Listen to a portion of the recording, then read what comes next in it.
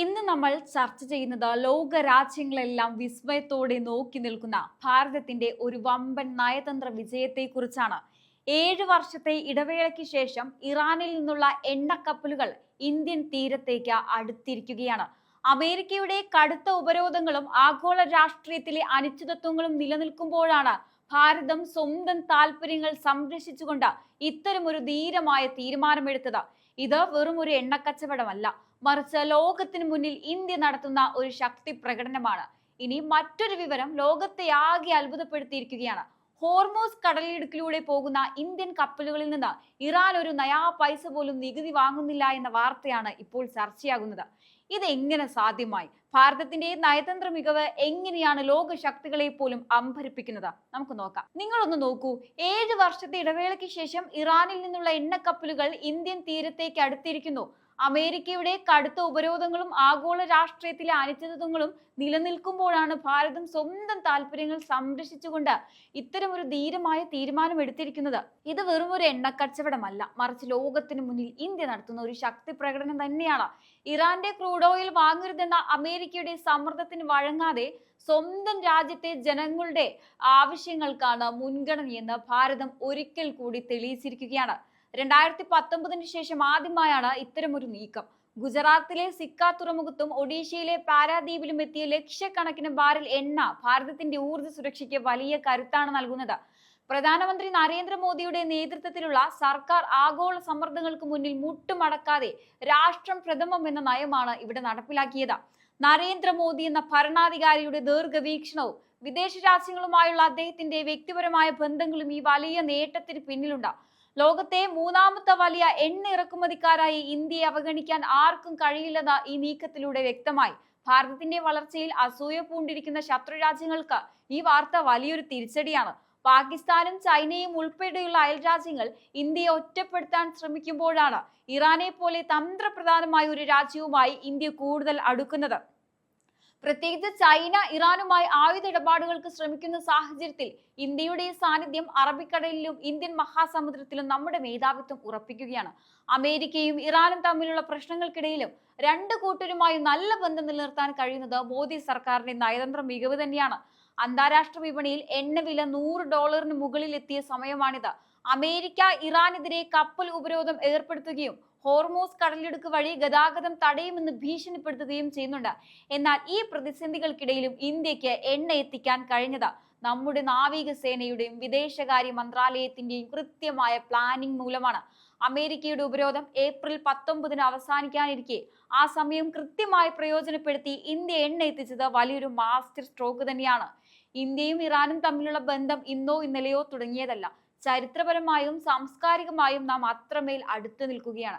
Chabahar തുറമുഖം പോലുള്ള വലിയ പദ്ധതികൾ ഇന്ത്യ ഇറാനിൽ നടപ്പിലാക്കുന്നത് മധ്യേഷ്യയിലേക്കുള്ള നമ്മുടെ പ്രവേശന കവാടമായിട്ടാണ്.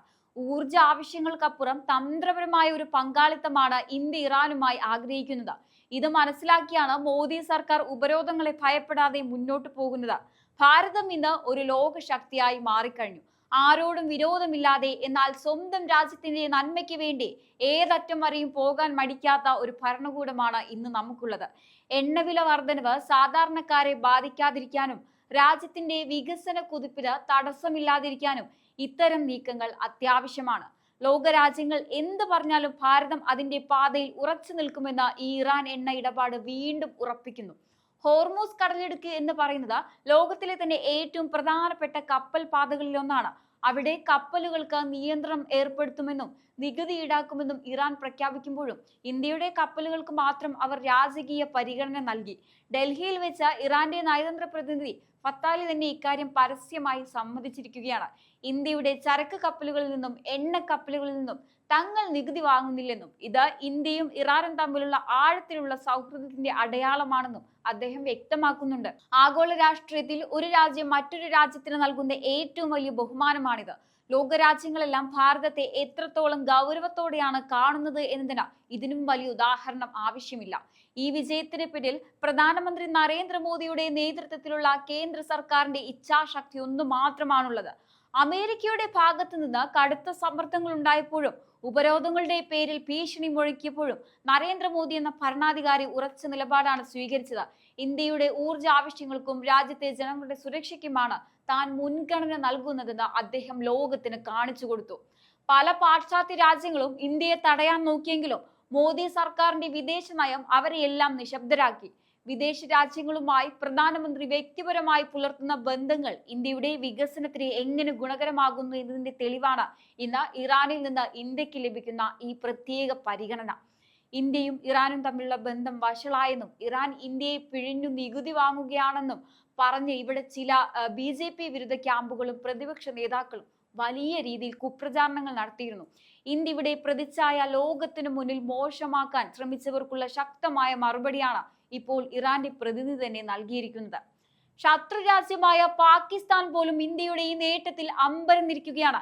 ഇറാൻ തങ്ങളുമായി ആയുധ കച്ചവടത്തിന് നീക്കം നടത്തുന്നതെന്ന് ചൈന അവകാശപ്പെടുമ്പോഴും ഇന്ത്യയുമായിട്ടാണ് ഇറാൻ യഥാർത്ഥ സൗഹൃദം പുലർത്തുന്നതെന്ന് ഈ നീക്കം വ്യക്തമാക്കുന്നു. ഉപരോധങ്ങൾക്കിടയിലും ഇന്ത്യക്ക് എണ്ണ നൽകാനും ഇന്ത്യയുടെ കപ്പലുകളെ സൗജന്യമായി കടത്തിവിടാനും ഇറാൻ കാണിക്കുന്ന ഈ താല്പര്യം ഭാരതത്തിന്റെ വളരുന്ന കരുത്താണ് സൂചിപ്പിക്കുന്നത്. അന്താരാഷ്ട്ര വിപണിയിൽ എണ്ണവില $100 മുകളിൽ കുതിച്ചുയരുകയാണ്. അമേരിക്ക ഇറാനെതിരെ കപ്പൽ ഉപരോധം ശക്തമാക്കിയിരിക്കുന്നു. എന്നാൽ ഇതിനെയെല്ലാം അതിജീവിച്ച് ഗുജറാത്തിലെ സിക്ക തുറമുഖത്തും ഒഡീഷയിലെ പാരദ്വീപിലും ലക്ഷക്കണക്കിന് ബാരൽ എണ്ണയുമായി ഇന്ത്യൻ കപ്പലുകൾ എത്തുമ്പോൾ അത് ഇന്ത്യയുടെ സാമ്പത്തിക ഭദ്രത ഉറപ്പാക്കുകയാണ്.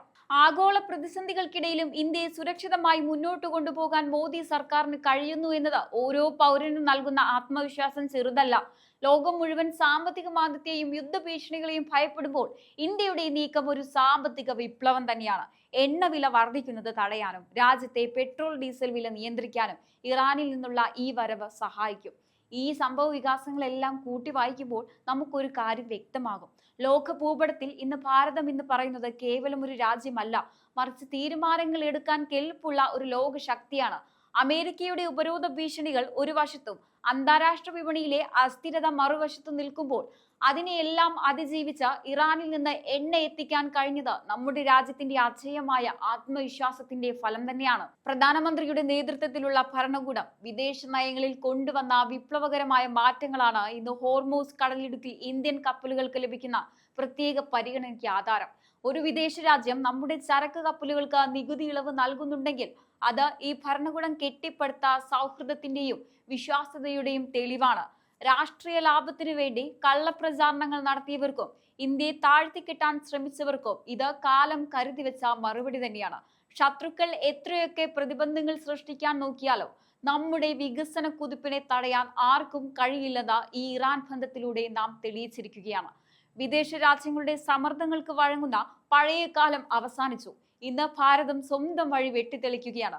വരും തലമുറയ്ക്ക് അഭിമാനത്തോടെ പറയാവുന്ന ഒരു ശക്തമായ രാഷ്ട്രമായി നാം മാറുമ്പോൾ ഈ നയതന്ത്ര വിജയങ്ങൾ ചരിത്രത്തിൽ സുവർണ അക്ഷരങ്ങളാൽ രേഖപ്പെടുത്തും. എന്തായാലും ഈ ഒരു വിഷയത്തെക്കുറിച്ചുള്ള നിങ്ങളുടെ അഭിപ്രായങ്ങൾ തീർച്ചയായും കമന്റ് ബോക്സിൽ രേഖപ്പെടുത്തുക. മറ്റൊരു വിഷയവുമായി വീണ്ടും കാണാം. നന്ദി.